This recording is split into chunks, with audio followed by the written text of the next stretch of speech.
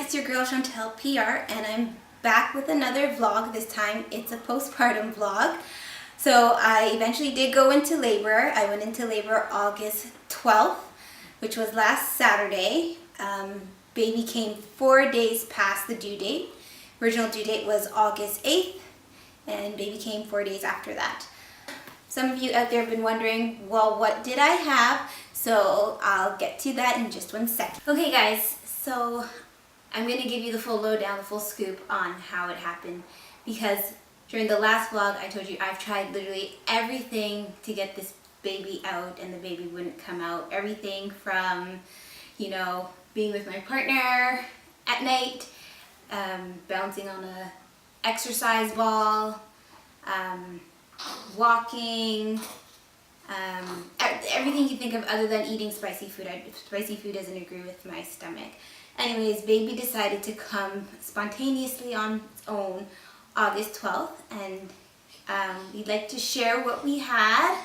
So my instincts were right, but we had a baby boy. Can you say hi to the world? So this is our baby boy.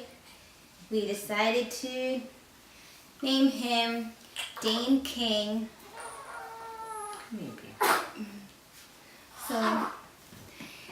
So Dane King was born at 10:08 last Saturday, August 12th, weighing in at 7 pounds 8 ounces. So I'm gonna go through how labor happened. So on Saturday, last Saturday, I was just pretty much sitting on my couch, minding my own business. And because I was having the frequent Braxton Hicks, I didn't want to say much to Greg. Like, oh, the Braxton Hicks are, you know, holding for a long time. Like, I was timing them, but I just didn't want to say if it was real or not, because I was just so unsure, because they almost felt like real labor pains, and I've gone through it for like the last month.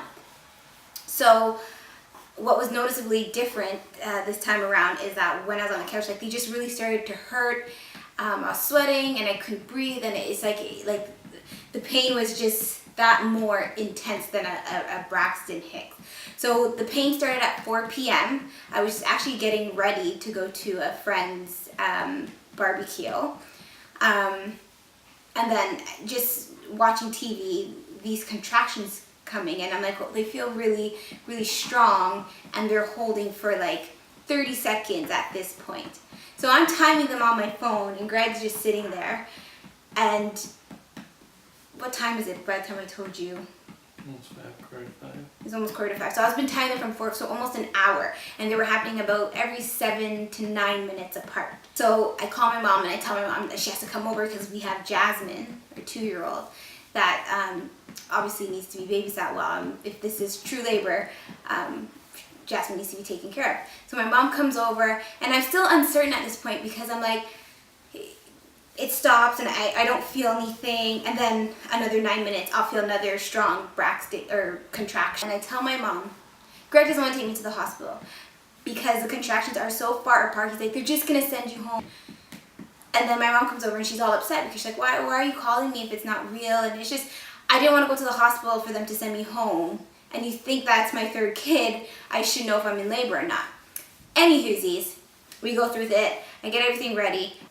Arguing with him, I want to go now, because I don't want the contraction. The rule is 5 minutes apart, holding for 1 minute. And that has to be going on for an hour. So it's like a 5-1-1, like it's like a number. So the contractions should be 5 minutes apart, holding for 1 minute, and that should be going on for an hour. Anyways, he didn't want to take me because they were 7 to 9 minutes apart. So here I am at home having these contractions. Calling your mom, saying I don't want to bring you to the hospital. Saying he doesn't want to bring, just starting some stuff, but. So mom left. Oh yeah, she did. Anybody knows Miss Carol, she doesn't play games. She really left the house. She said what did she say? I'm out here wasting my time. Yeah, something like that. So you went and had a shower. Yeah, so I had a shower, a hot shower. When I got out of the shower, those contractions started hitting me like every. Yeah, less than 4 minutes. Yeah, so yeah. Like 4 minutes apart, it jumped. crazy. And I'm like, okay, no, I'm in labor. Like, this is it. So Greg gets everything into the car, takes off, forgets his wallet. Wait, we turn okay, first around. I got Jasmine to your mom, who was actually sitting in the parking lot still waiting. Do they need to know that? Yes, because what, you just leaving Jasmine now? Okay, so my mom's literally sitting outside our house, just parked outside, and Greg brings Jasmine to my mom. Yes, then we go. Then we drive to the hospital, where we leave about 2 minutes up the road, and he realized he forgot his wallet. So I'm like, turn around and get it, because you never know. Like, I'm in labor, and then something happens where he stopped by the cops. I don't know. So he turns around and gets it. Then we proceed to the hospital. I go to the hospital. What time do we get to the hospital? 6:30. So we're at the hospital at 6:30. I walk in like a boss. Like.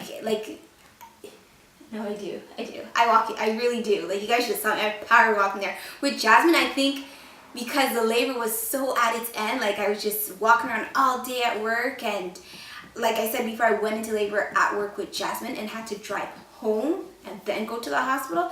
Like, she was already ready to come out. But with Dane, like I told her, the minute I feel contraction, I want to go to the hospital. I don't want it to get any worse before I get the epidural. So anyways, I walk in like a boss to the hospital. I was walking in, telling her, I think I'm in labor. And even when I'm telling her, I'm like, I don't know if I should be here because you can't tell on my face that I'm in pain. I'm just so like, I don't know, like it wasn't that bad. Contractions hurt when they came, but I just felt like I don't know, it's so hard to explain. So they hooked me up, and I'm like, I really hope when they check me that, you know, I get admitted and I'm not sent home. So the nurse checks me. I'm 4 to 5 centimeter dilated. I'm like, yes. So she's like, you're definitely in labor. You're going to stay. And everything starts to roll out from then. So I'm like, thank goodness I'm admitted. And at this point, there's really not much to do because I didn't ask Greg to sit in the corner. He just gladly up and walked over there. But the laboring happened so fast that there wasn't much to do, like bounce on a ball, and I got the epidural so quick. So really my wish came true. So I asked for it within an hour or so. Within an hour, I'd say, I got the epidural. You got lucky just because we got to piggyback on the next patient. Yeah, so it happened so quickly. So in the hospital at 6:30, and Dane King was born at 10:08. So that is the story, and this is him at 1 week and 1 day old, and I'll show you all the postpartum belly. This has been my heaviest pregnancy. I reached 150 pounds. So this is, and it was my longest pregnancy as well, so keep that in mind. But this is my belly. I still have the little pouch that I'm working on, but that is it there. So that's it. Finally had the baby. So my goals are to rest. I won't be back in the gym maybe for another 5 weeks. We'll see how I am. My goal is to take care of this little one and you know, feed my body the nutrients that it needs before I start engaging in any physical exercise. Oh, we forgot to mention. I thought if you look at my 3-month vlog at the end, I predicted that this baby was going to come August 11th, and then I changed it to the 3rd. And I didn't realize that until I went back and watched that video. And Dane came the 12th, so I was pretty bang on. Greg thought the 7th, and he was nowhere. You were close. But I just wanted to throw that out there. So Greg, did you know it was going to be a boy? Yeah. I like how Greg says that he knew it was going to be a boy. And he had... I wanted it to be a girl, despite her, just because how confident she was that it was a boy. And there's no way you can actually know whether or not it's a boy. I want everyone to know that I had this internal gut feeling that it was going to be a boy. I just felt it. So when he came out and whoever said it or however it was said, it's a boy, I'm like, oh my gosh. I was so happy. Like, the rush of happiness was great. Like, I almost cried. I was like actually really happy, but I knew it. I knew it deep down that I was having a little boy. Like, nothing could change that. Like, I don't want to say there was no doubt in my mind, because there was maybe a small bit of doubt, but I just had that feeling like this is what I wanted, this is what I attracted, like this is was for me. Greg, on the other hand, if you watch the other videos, he wanted to say a boy, but he really didn't know. He wasn't as confident as I was. So, how'd you feel when he came out and was a boy? I think it was the same. I knew it was going to be a boy. I just wanted the confirmation. I wanted to see some genitals. That's what he Make sure says. they're the right kind. That's what he says, but I don't think Greg was that confident. I would have been surprised if it was a girl.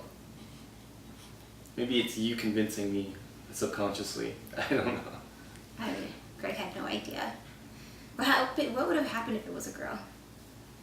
Would we try for another? Hell no. So thank you guys for watching. Stay tuned for more. See you guys later. Bye. We gotta do it.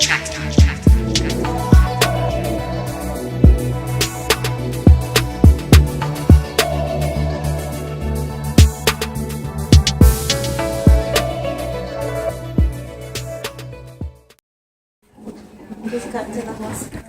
About 4 to 5 centimeters dilated. Greg's already sitting in the corner. I have an accident too. Contractions are about every 3 minutes and they suck. I'll come around this way.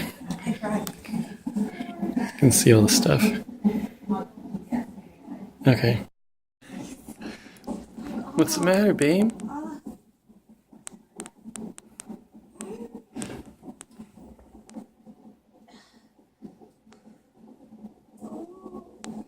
Want me to come hold your hand?